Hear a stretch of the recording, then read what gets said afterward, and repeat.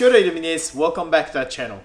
We recently had European Lorcana Challenge in France. They were playing with the set 6 cards as well, so let's look at the top 8 decks. This tournament held in Paris with over 95 players, and predominantly their big 3 archetypes appeared in this tournament. So first one is Ruby Sapphire Popsicles, which is like 12 players using this deck. And the second one is a Bounce, so-called Bounce, which is Amethyst Emerald archetype. And second place, and 12 players use this deck. And third place is our Bounce Control, which is Amethyst, Ruby, mid-range deck. 3 players use it. Okay, so it does not look too different to me, since Ruby Sapphire as well as the Ruby Amethyst has always been a popular deck from the start, and we have seen the Emerald Amethyst deck combo popular since the last set championship. Emerald Amethyst deck is categorized as a control bounce, which is like gaining the roar on the first stage, however, take down the opponent characters by using crafts and the Madam Mem Fox for the board with some bounce cards, so that's why it's so-called bounce. They also bounce character, but they use a kit to bounce the opponent character. So that's the reason it's called the bounce, and this bounce archetype was recognized from the last season. Ruby Amethyst deck is more likely focused on the card advantages and also raw advantages. And this deck also has the be prepared, so they can do the board control. So all in all, most of the players choose to not to using the hyper aggro, however, take down hyper aggro by using those be prepared or some advantage cards. Obviously, the Ruby cards usually have 1 card for 2 cards answers, so it's better at trading usually. But the Emerald Amethyst looks like it's much faster, and you can dictate the pace by going more aggressive. Why do you think these decks did so well to be in the top 8 kg? So it's also related to the previous topic, but some of the archetype which is using the Ruby card and Amethyst card and Sapphire card got some updates. However, some of the archetype we have seen in the previous season, which is like Steel Songs and the Discard deck, are but significantly losing its numbers. Because Amethyst just got so much advantages in this game. They have Diablo and Genie, and those cards simply provide you a card in any occasion. And that makes a huge advantages and more stability for the deck control or board control. So that's why most of the players, top players, decided to use the bounce control or bounce itself. We will check all top 8 decks later on, but simply say some of the deck which only focus on finish the game in early stage or some mid-range stages, they decided to use these aggressive aggro types. It's so-called Purple Steel or Cogsworth and Friends, which is Sapphire Steel control or Sapphire Steel aggro. Those archetype has been shown, it's because simply, as I said, Diablo and Genie just enhance their stability. The people who decided to use the Sapphire Steel is more likely because of the Calhoun. It's a mini version of the Robin Hood, and she's simply dominates the early stage of the game, so people cannot easily exalt their characters because of her. It surely changes the early stage on the metagame. When we check all the top 8 decks, it's predominantly purple colors. So the 8th place is still Amethyst aggro, and the 7th place is also still Amethyst aggro, and 6th place is Ruby Sapphire Popsicles, and 5th place is also same archetype. Then top 4 is predominantly controlled by the bounce control, which is Ruby Amethyst. And only the 2nd place player using the Emerald Amethyst archetype. So we're gonna check the top 8 first. Let's go. So a deck by Andy and 80% inkable cards in it. We have 6 new cards in this archetype. Calhoun, the White Rose, Tinkerbell, Genie, and Gantu, then Diablo. This archetype is simply aggro archetype, focus on their gaining the roars in the early stage of the game, then finish it with some big characters, which is Gantu or Tinkerbell, the giant fairy. And yeah, one of the unique point is like new card Tinkerbell, fast flyer. So she's just 3 inkable cards with evasive, and with 2 rolls. Her willpower is 3, so most of the players using Genie, of course, but like they require 2 turns to take her down, because think about willpower is 3, so Genie has to challenge them twice at least. So Tinkerbell simply gives you at least 2 or 4 rolls for you before she disappeared by the challenge. That makes this deck push up to top 8. They accelerate their gaining the rolls in the early stage of the game and take down the characters easily by using the Madam Mim and the Marine Crab and of course with Calhoun. So let's check on the 7th place, deck by Swandai. His deck is similar to the 8th place deck. However, there is a little bit different in this archetype. So the new cards he's using is actually he's using Pluto and Hades. So those are totally different from the previous one. And he also using more Calhouns rather than just like a turn 1 drop. He doesn't use Captain Hook, but he uses more middle type cards, which is like Lawrence and Calhoun. He doesn't use Tinkerbell neither, and instead he using the Elsa, the 5th spirit, which is like alternate familiar, always useful. So why those changes? And also that he using the removal spell as a fire cannon still and the 2 smashes, but he also put them along came with Zeus. He put 2 pair of this song. Then location also has the different choices, where Andy using the Queen's Castle, Swandai using the Rivalry. So these are differences. And why is that? I'm going to talk about that. So simply, the reason they're using the 5 actions, which is like a fire cannons and the smash, is simply reasonable because the fire cannons you can cast it with 1 ink. So if you have extra ink, you can use this spell in the early stages, which is like a turn 2 or turn 3. When you just playing the 1 inkable character, you always have the 1 extras. And this one can take down any characters with ink 1 or ink 2 characters. Most likely a Magic Broom or Diablo or Shadow Followers gonna be targeted. And also the second push for, if you're challenged with the Genie, you can push this one to the opponent's Genie. And that's that simple.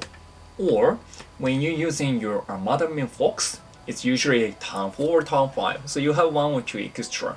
And that's why the fire cannons is most useful action card in the mid game too. And simply, Smash can deal 3 damages to 1 character, and the main target is most likely Madam Mim. If that's not the mirror merge, the most target is maybe Emerald Cards Ultra, Deceiver of War. That would be the main target. Otherwise, yeah, it's always Madam Mim Fox or Marine Crab. So it's, yeah, quite reasonable. Both players using the fire cannons and Smash. And then along came Zeus, and simply the main target is a Genie. You can simply take him down with using just 1 card. If that is a Ruby card deck, you can simply use the Brule, but with the Steel Amethyst, this one is the most effective choice. So anti-1 is more forward, which is aiming to finish the game in the early stage, so that opponent have to catch up that speed. So both try to gain in the rolls and the cards in turn 1 to turn 6. Then after that, Tinkerbell giving them extra shock, because not so many people can expect turn 3 Tinkerbell shift into turn 4. And when Tinkerbell enters the field in turn 4, it can actually change a lot of situation, especially that is against like Ruby, Amethyst, or Emerald Steel Discard, because the Tinkerbell can deal extra 2 damages to character next to them, and it can swipe the board. So Andy's deck is more focused on rely on the power card and try to sweep the board without using the be prepared. And that's why he's using the Queen's Castle, because most of the time after they sweep the field, the Queen's Castle is most effective card for additional draw. And it also provides you like 2 rolls every turn, so easily can finish the game too. Deck building is also utilized for that situation. So Swandai is focused on the Mirror Merge or the Ruby Amethyst or any other deck which using the Amethyst new cards, which are Diablo and Genie. Because I can clearly see how he's using Bea. Simply can move 2 damage counter from your characters to opponent character, and most likely that's the target for the Genie's mirror matchup. Genie just challenged the opponent Genie both of them deals 2 damage to each other. Then after that, you just cast Brule, and boom, the opponent genie vanish, and your genie become brand new. So most likely, yeah, they also practice about the mirror match, and always try to make an answer against any major archetypes. They definitely practice with the Ruby Amethyst bounce control and Emerald Amethyst bounce, and also Seasonal Ice. The Andy's deck, 8 place deck, is simply using the Gantu to fight against Seasonal Ice.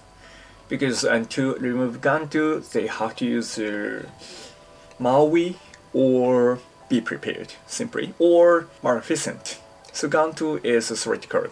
If he survives 2 turns, then he can finish the game by himself. On the contrast, Swan Die choose Hades to protect the other characters. If the opponent couldn't remove Hades with Madame Medusa or any other cards, they cannot use the Be Prepared to swipe support, because Hades will giving you 2 rolls for each character which banished. So if there's like a Hades and any other 3 characters on the field, season-wise popsicles use Be Prepared to sweep them all. It can simply provide you like 6 rolls, and that's that easy. Pluto is also the answer against Maui, Hero 2-0, because without the damage, he can take back for 5 damage against Maui. So the season-wise popsicle control need to deal 1 damage onto him, which is more likely like challenging, like losing Tipo to make that happen. So Pluto himself also protect most of your characters against Season Ice if I use a Swan Die deck. I like Swan Dice one. The rivalry is a kind of the underrated curse. I might talk about that with Ruby Amethyst, but like I'm simply giving you an extra card if the character is banished when they are on this location. If you are using this archetype in the Store Championship or like your local level, I prefer using the Swan Die deck. And if most of your opponent are Seasonal Ice, I prefer you to use Andy's one, because it's very hard to remove Gantu if the opponent using the Seasonal Ice. Okay, so let's move on to the Ruby Sapphire. Okay, so this archetype, I think Tai, you like this archetype in the previous season, right? Oh yes, for sure, this is my favorite color combo, since how it plays really suits my playstyle. So this deck, Seasonal Ice, has a lot of changes, Totally depends on which card you are going to use. And the one card which changed is a Maui Shark. So if you are using the Maui Shark, the strategy for season-wise popsicles become totally different. You have to utilize your playstyle into the new situation. The first card, most of the people like who choose to use popsicle on this tournament, they use Sail the Azrai Sea. It's actually the first reason you're using this deck now. It's because in the previous season you only have people to accelerate the ink. You actually have like another couple of cards, but most of those are turn 3 orbs, so it's a bit too late. However, the Sails as I see, it's a quite stable card. You just draw additional card and put additional card into the ink. That's that simple, and the simple card is always powerful. Then 6th place deck and 5th place deck also have the huge differences. So let's check on to the 6th place, running by Zarati. Zarati using this archetype, but he's using a tricky type of the season-wise popsicles. Using the 1 tipper, and instead he's using a lot of 1 Shinglet card. So let's talk about it. In the early stage, he only have 1 tipper and 2 ice block, 4 popsicles, then 4 Sail the Azrai Sea, and 3 Vision of the Future, and 1 Jump Ahead. The Mulligan is quite important for this deck. You'd like to control the board by using the 3 set of the Be Prepared and the 3 set of the Pirate's Life. So instead of catch up the lower tempo, he decided to use some powerful card in the latest game. For the proof, he put the 4th set of the Maleficent, the first time I've ever seen. Not so many people using the 4 Maleficent. So 2 set of Cusco, 1 Ready to Remain, and 2 Madame Medusa, which is pretty much like a control type deck build. He's not using the 6th Darling Visitor, he only put 1 card. Then 1 Great Stone Dragon, it's because half of the cards in this deck are the character, but not Fishbone Inkwell. It's because there's a huge differences between those cards. So Great Stone Dragon simply provides you the ink by using the banished card pile. We're not losing your hand advantages, And I think that's the reason he doesn't want to use a Tipo in his deck. When you're using Tipo, you're going to lose one card from your hand, and I think Zarate really hates that. If they could play Tipo or Sales the outright C, his game plan is pretty much simple. I think this is the reason that he won the most. So that's simply card advantages. He really hated to using Tipo to losing the hand advantages. That's why he put 10 items in his deck to utilize Hiram in his full potential, but not using the Fishbone Inkwell or Tipo. Then, full set of the Grammator and full set of How Far I'll Go. These cards is actually the answer against most of the deck. So like you play Grammator on turn 3 or turn 4 and think How Far I'll Go afterwards. Well, surprisingly, those cards are quite powerful. Despite what it looks, it can simply giving you the stable turn 6 choices. So that's why he put tons of the Cusco, Lady Tremaine, and Madame Medusa package on it, instead of Shisu packages. To gain the advantages to fight against Ruby Amethyst bounce control, his choice is using the Maleficent. It's because, yeah, they have to use at least at least two cards to take down Maleficent. Yeah, he rely on the full set of Maui and full set of Maleficent. So to analyze this deck, you only focus on what cards he put in a full set and what card was the choice, like he put only one single Barret card, like Kidime, Tipo, Shisu, and one jump ahead, and the Lady Tremaine. Those are the utility cards. He only require just one. So we move on to the 5th race by Q. Yeah, this deck is more stable, and this is actually the textbook type of this Popscore deck. So the both of the deck has the different types of strategy, but like using the kind of the same type of the cards. It's because there's not so much choices for the Ruby, Sapphire, Seasonal Ice Popscore. But they always put Sales as right C, full set. And he also put the full set of Vision of the Future and full set of Tipo. And one significant point is like he rely on Shisu a lot. So this deck is just not just a Popscore, but like more likely so-called Shisu on Ice. It's because he put full set of Shisu Empowered Sibling and full set of Ice Blocks. This deck is more stable and always the same strategy, and more item decks to make Hiram Perversion full potential. So the basic game plan is accelerate the ink and play 4 inkable cards on turn 3, which is like Grammator or Hiram Perversion. By questing or by singing Far Far I'll Go, they can tour to the late game, which is Maui Shark or Sisu Emperor Sibling, and finish it with the Tamator and Maleficent. Both of them get rid of some one lucky dime from the deck. In the previous season, we didn't have Maui half shirt, or we couldn't build this strategy for some reason. Seasonal Ice always using the couple set of lucky dime or triple set of lucky dime to finish the game, and they're always having the fishbone to accelerate the Inkwell. But this time they really hated losing the hand advantages, so decided to use the Great Stone Dragon as a utility card. And that's the major changes for this deck. Q running the really text version of the Seasonal Ice. I like this deck list.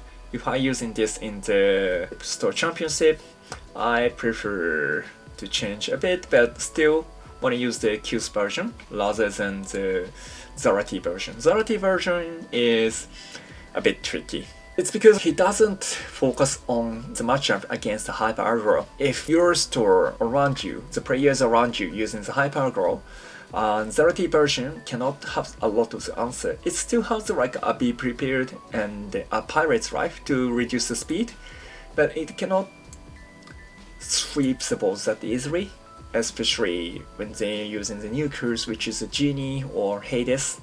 So yeah, if you want to use this archetype, build a deck based on the Q's type. It's because simply this deck is much powerful than any other deck if you're having those Sisu full set of Sisu and some Be Prepared. Okay, let's move on to the top 4, which is predominantly dominated by Ruby Amethyst control bounce. Have a look at Lukas Kaupa's deck. It have like 45 inkable cards and 15 uninkable cards, which is pretty much solid combination of the cards, and they also has a major update. So needless to say, they put the Genie. It's because that's that powerful. The turn 4 Genie drop simply provide you additional card, and he has evasive, so you have to deal with it all the time. That's actually the only new card for this deck. So we're gonna compare some other Ruby Amethyst deck too, that's not that new. There's a couple set of the white rolls in it, the third place, but on the fourth deck, this Lukas Kaupa only using Genie. At the store level or the tournament in US, the Peter Pan appeared simply to fight against some archetypes and also the mirror match. Okay, let's move on to the third phase. Third phase, as I said, they're using the couple of the white rolls, Jewel of the Garden, and he put just one Genie. He trusts Marin more than Genie himself. And that the music changes, and also interestingly, he put one Dragonfire without using Maui Shark. So he definitely wanna get rid of maybe Tamator or the other characters by using this card. It's because he's also using the Sisu Emperor's Sibling. This is the one card which is the maximum capacity for the Ruby Amethyst deck. If you put 8 uninkable cards, you cannot cast it in a usual way. You have to use the Sift. And that's why he's using the Big Elsa, which is Spirit of Winter and Sisu Emperor's Sibling, to change the tide, which is to flip the board, I say. So that's the third position deck, also facing a lot of the mirror match. So that's why he put Elsa and Shisu, because those cards are really hard to deal with. And by using the Madame Mim, Snake and Fox, those cards are beyond cool. So Elsa and Shisu on the late game can actually flip the board, change the tide, and giving you the winning. Well, this deck is quite unique and I like it. I would make some changes if I run in this deck, but I really like the card list set. It's because he doesn't have locations or the songs in his deck. He simply calculates the roles and cards by using those 60 characters. So let's have a look. We have 4 Diablo, as usual, so Amethyst Utility Diablo and Amethyst Utility Genie, full set of them. So those are major draw sources. Since it's because it's a bounce deck, he also using the cast Marfolk. The reason the bounce deck didn't got the spotlight in the previous season is because it's a bit slow deck. Usually they put Clarabelle in the deck for the first turn drop. Clarabelle is so powerless when you drop her. It just gives you 1 lore or 2 lore, and the late game you can use that to cast Madame Mim Snake or Madame Mim Fox, but that's it. But now, to the Diablo, they have additional turn 1 drop. I think like this pushes them back to the metagame scene. And for set of the cast Marfolk, it's simply very powerful. If you are lucky enough, maybe this card can finish the game, since you can see this card in the Hyper Aggro. Then the second point is Kid Crowd Kicker. Kid Crowd Kicker can bounce the opponent card, so that's why this deck called Bounce. Its only effect onto the opposite character. So most likely the target would be the Diablo or turn 1, turn 2 drops, and they will lose the tempo, and you can gain the tempo by using this card. And that's why some people using the Emerald deck. The another Peter Pan, just one, it's because he's uninkable. We cannot rely on him, but this card is simply focused on the mirror matchup. If everyone using the Genie with Rush is more effective, this one is like a hidden dagger for the Amethyst deck. Always put Peter Pan or Peter Pan Shadow into your deck to deal with the Hyper Aggro or the mirror matchups. He also put another one utility card, which is Bea and Ursula. But the purpose of using those cards are quite the same reason: to fight against the same archetype and to deal with some Genie or some Amethyst cards. The reason I really love this deck is he's using Gogo Tamago. This is one of the most significant points. Not so many people are looking at her, but the Gogo Tamago has the 2 evasive and the ratio would be 2-2 and the 1 lore, so that's that simple. But her additional ability is when you pay 2 additional ink, when you play her, then you can gain the lore equal to the damage on choosing opposing character. When it's effective and why it's so powerful, I'm gonna explain about it. In the mirror match, I checked most of the championship matchups. So the Gogo Tamago is simply giving you at least 2 to 4 lords when you're casting her. It's because Genie and Genie challenge to each other, and most of the time Elsa dealing with Elsa is quite slow matchups. Elsa dealing damage to each other, that's gonna be happen when you focus on the card advantages and when you play the right, which is like you always try not to let Marin stay on the field and bounce him. Then Elsa would be the only card in the turn 8 or turn 12 that you can play aggressively. And because of that, each elser dealing 4 damage onto each other, and simply Gogo Tamago giving you additional 4 because of that. So this card really focus on the mirror matchups. Even like a genie hitting each other, you can gain additional 2 rolls by just casting her, helping this deck a lot to finish the game. The reason deck builders using a song and location and items is because those cards giving you a lot of the card advantages for you. If you have in the previous season, most of the player who using this archetype, using their friend from the other side, draw a card by exerting your character, and you can take additional action on turn 4. That's the reason. Putting the character onto the field every turn is much more effective by gaining the card advantages. Now we have a lot of the answer to the location. Well, there is pros and cons when you are not running location. So the be prepared can answer these archetypes. Playing this archetype, you have to consider how much characters you want to put onto the field when you are facing on the Ruby card decks. I think he calculated that really well, and he had a lot of the practice against Ruby Amethyst and the Seasonal Ice. It's because those 3 archetypes dominated the field this tournament. He was one of the best players who using those Emerald Amethyst archetypes. But all in all, this deck is really strong against most of the Ruby Amethyst bounce control, and also can beat any other archetype as well. So he's the only person who using this archetype, but this deck is one of the most strongest deck in metagame. Some people said this deck is boring. It's because there's not so many changes we can make if you build this archetype very seriously. So let's have a look.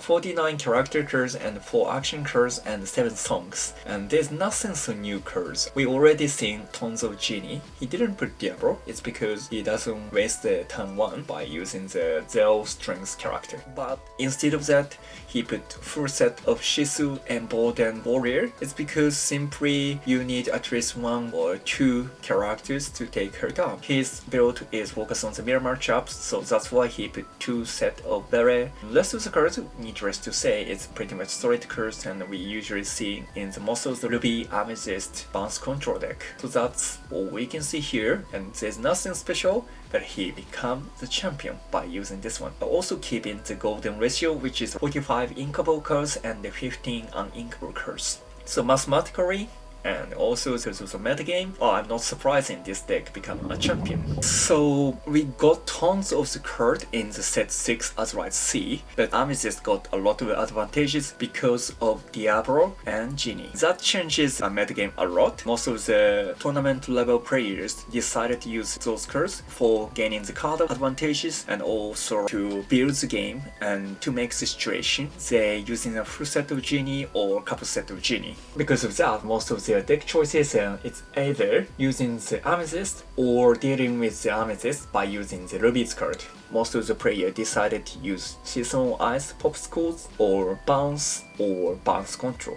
So that's why you can see Ruby Amethyst deck. It's easy to build, and it's not totally budget friendly, but it's a kind of budget friendly compared with the Steel Songs or Discards. Totally depends on the situation, but to fight against those Ruby Amethyst deck, some players choose to use Ruby Sapphire Seasonal Ice, because Ruby Sapphire Seasonal Ice also has the equal power as this bounce control deck. And Popsicle can easily provide you a stable cards into your hand, and you can sweep the board by using Sisu or Be Prepared. And also, I think with a low budget but still want to win the championship, Amethyst Steel is kind of the answer against the other decks.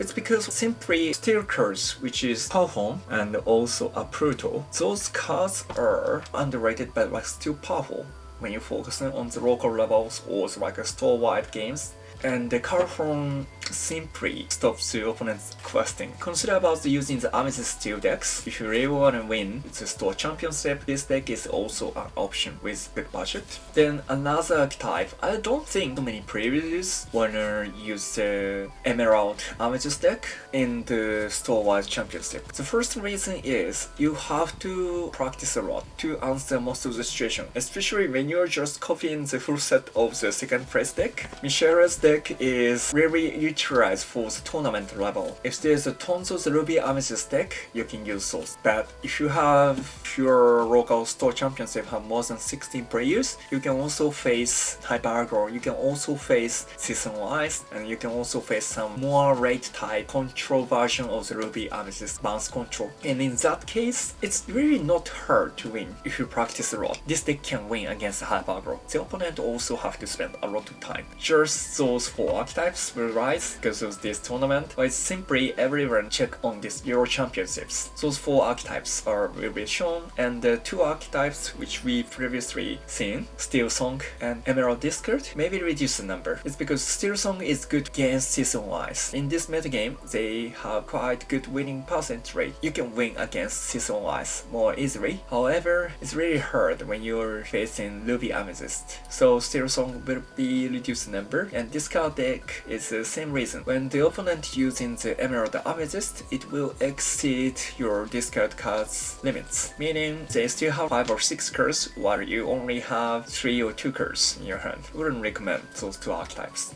Or simply Ruby Amethyst bounce control. Most easy deck to play with them, but simply affordable budget. And the second place would be Hyper Aggro, but Hyper Aggro may not be able to beat down Ruby Amethyst that easily if they tune in against Hyper Aggro. All in all, Euro Championship is quite fascinating. You see a lot of the new archetype, which is not that new. Emerald Amethyst and Ruby Amethyst bounce and bounce control. Then popsicles, tons of the popsicles, and few set of the aggro deck. And we're gonna talk about Ruby Amethyst later, but also if you look closely, you can also see the number of the hyper aggro or aggressive deck has been increased from the previous season. So you can see the new archetype called Cogsworth and Friends. And some of them are quite different. Some of them are focusing on more likely like Season Ice but without Season and be prepared. But some of the deck is bravely forward aggressive archetype. Another Amethyst Steel,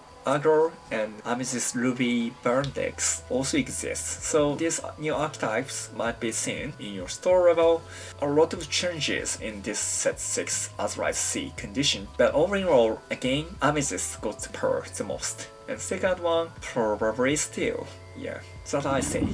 Okay, so we just looked at the top 8 decks, as well as a couple of key cards that we believe it might do well in the next set championship. And also we had our predictions on what decks might be on the rise and what decks might not be as popular. Do let us know what you guys thought in the comments below, and we would love to chat there. We have released Lorcana gameplay videos on our channel as well on the meta decks, so do check it out from the link in the description. We are releasing a Lorcana related content every day until the 25th of December. So don't forget to like and subscribe. Thanks for watching this video, and I hope you guys enjoyed it. We'll see you in the next one. Stay ready till next time. Bye.